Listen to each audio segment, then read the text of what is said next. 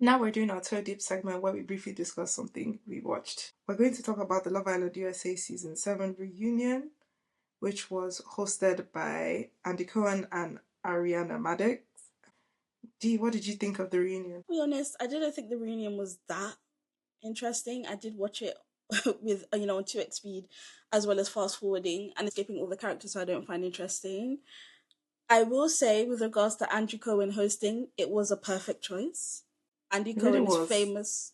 He's famous for being messy. He knows this like the back of his hand. I'll get into some of the points where I thought he did an excellent job of pushing back on some of the characters when they needed to be pushed back on.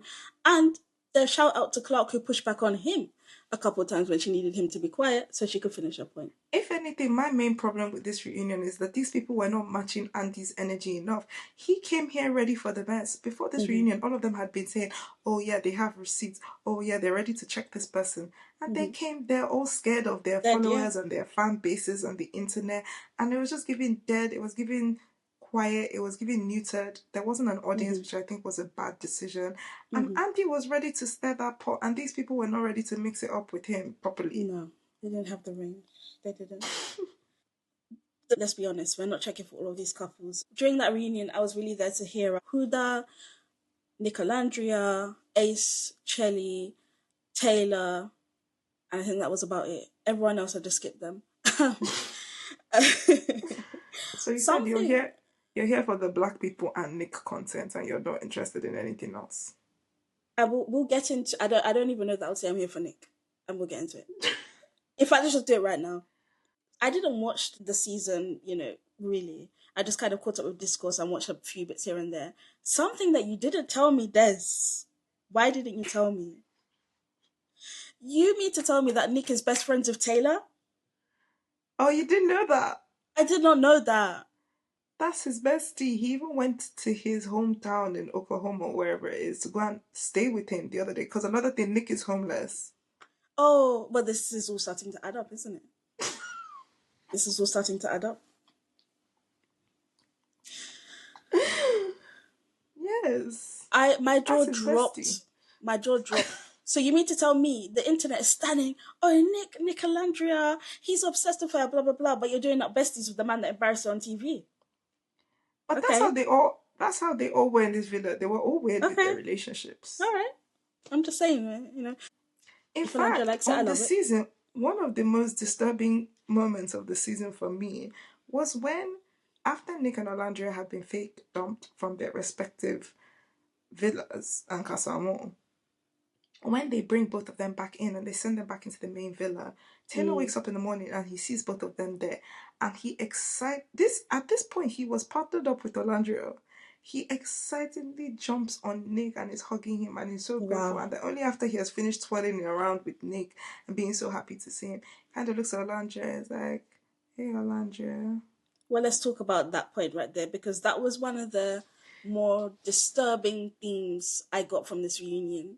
And I'm going to be a bit more serious than this series rewards, basically.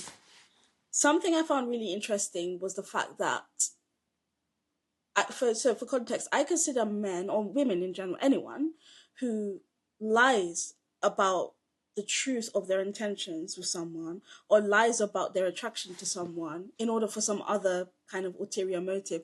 I consider that to be a really deplorable behavior, even when it's on a TV show like this. So I was shocked to see Taylor come on national TV and be exposed for the fact that he claims he was never attracted to Alandria. Which, look, everyone has their own preferences. He doesn't have to be attracted to her.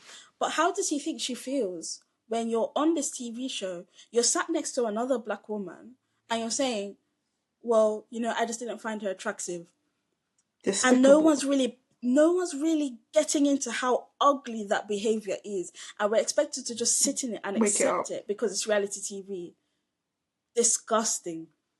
Wake it up, D. Wake it, and that's why I will never have any tolerance or patience for that man. Listen, Mm, I don't expect any individual person to have the weight of saving the world or saving mm, black women. It's a waste of time to have that mentality. yeah. But at the same time, I have no interest in having patience for people who insidiously perpetuate very, very dangerous things about Yeah. people, and even after they know what they have been perpetrating, even if it was unintentional initially, Mm-hmm. Mm-hmm. continue to do it.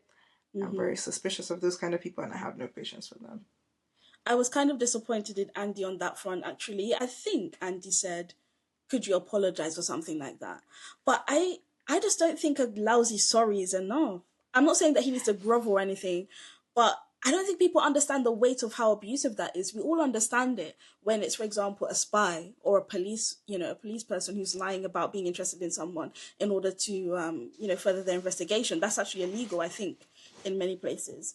But we're supposed to just accept it because it's reality TV. And the quiet part is we're supposed to accept it because Alandria is a dark skinned black woman. Well, of course, he's not going to be attracted to her because he's a light skinned man. And that's the reason why he's gone for a buck. D, not only do I not think a sorry is good enough, I'm a person that in general doesn't care for vocal apologies. They quite literally mean nothing to me. Mm, I think mm, it's a courtesy to do it, and I appreciate it when someone goes out of their way to do it, and I try to do it to people when I've wronged them too. But in terms of my own internal processing of wrongdoing, mm, a spoken sorry literally means nothing to me. As in, mm, I don't care about them. I don't think it says anything. The only mm. thing that has ever mattered to me when you've done someone wrong is corrected behavior. Your That's the actions. only thing that Yeah. really actually says anything about what you think. Yeah. Because if you continue to do it, even after you're jokingly saying sorry, it just shows that you still don't think you're wrong.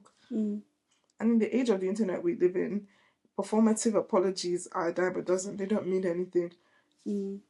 And if you look at the look on his face when he says sorry, it almost looks like when you tell kids, oh, you need to apologize, and they're like, okay, sorry, Yeah, that's you but know? that's how he conducts himself in general, and that's why I have no patience for that man. In fact, we've spent enough time talking about him. Let's Yeah. move on. Let's move let's move on.